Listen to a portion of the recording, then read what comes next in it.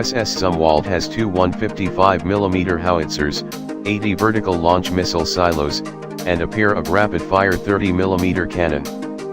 But did you know it has its own server farm, some of the most advanced power generation equipment in existence, and runs on Linux?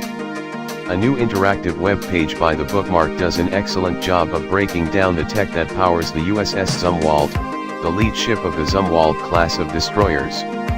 The page breaks down the weapons that give the 16,000-ton vessel her teeth, allowing it to hit land targets as far as 1,000 miles away, shoot down anything flying within 200 plus miles, and destroy enemy submarines and small kamikaze ships.